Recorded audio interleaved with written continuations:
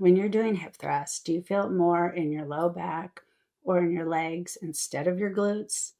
It's not because your glutes are weak. There can be a variety of things standing in your way, and most of them have nothing to do with strength. I want to show you the most common issues I see and hear women complain about when it comes to hip thrust, and how to fix them so your glutes are actually doing the work. I'm going to start with the setup because most people are doing this wrong.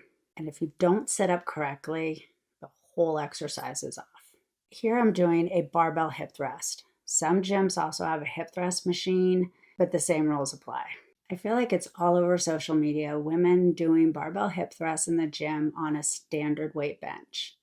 Not all weight benches are the right height for your body. And if this part isn't right, the entire lift is off. When you sit up nice and tall on the bench should be just under your shoulder blades or about where your sports bra would hit. And that's not always the case when you lean up against a standard weight bench. Take me, for example.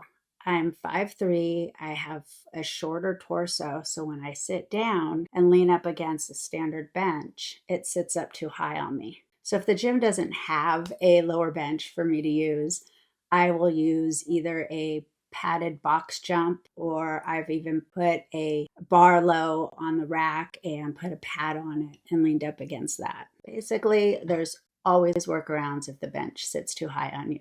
So you just need to adjust the setup to fit your body.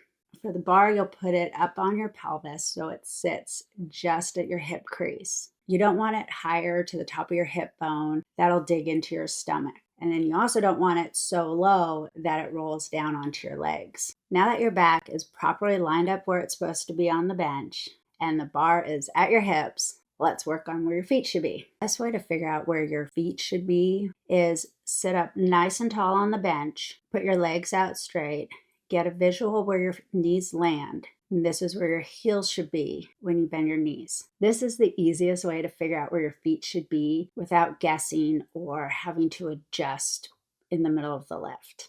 The most common position for your feet is hip width apart with your toes facing forward. However, taking a wider stance or even tilting your toes outward slightly is fine too, as long as you're still feeling your glutes do the work. Now let's get into the lift. First thing is the takeoff. I want you to push your feet into the ground while pushing against the back support and lift your hips up off the ground. This is the issue I see often when I hear people complaining about it hurting their backs. As you come up, it's like they try to push their hips up as high as possible, and they end up hyperextending, arching their spine, and putting a lot of stress on their lower back. And this is what causes a lot of the back pain when you're doing hip thrust. And a lot of times, it's not while you're doing the exercise that you feel it, it's the day after that your back really starts bothering you. What you should do instead is tilt your pelvis as you lift your hips up off the ground. I always tell my clients, think of it like when a dog tucks his tail between his legs and he kind of tilts his butt in a little bit.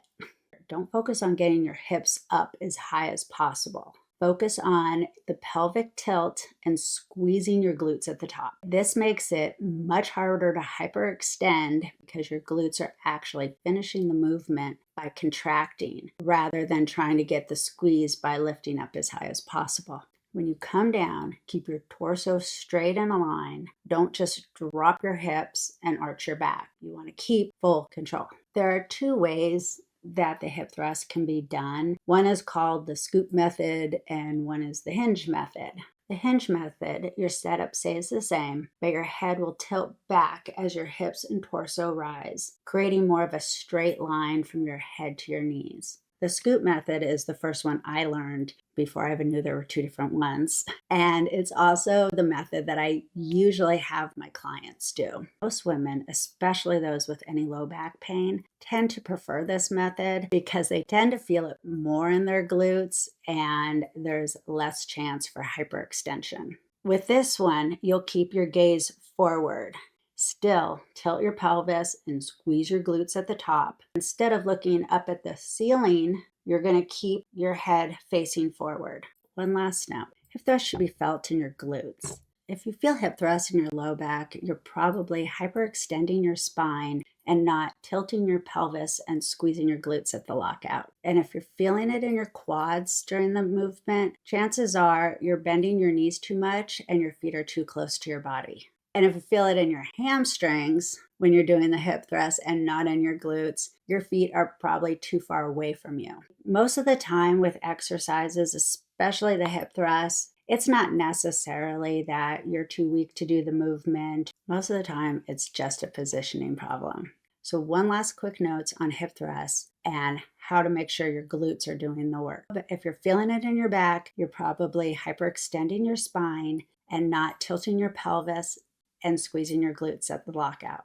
If you're feeling it in your quads during the exercise, you're bending your knees too much and bringing your feet in too close to you. And if you're feeling it in your hamstrings during the exercise instead of your glutes, your feet are too far away from you. So you're not bending your knees enough. So you don't need to go super heavy with these, especially in the beginning. You really want to focus on getting that squeeze at the lockout. If you want to learn how to deadlift properly or ever wonder what to do with TRX straps, check out these videos here.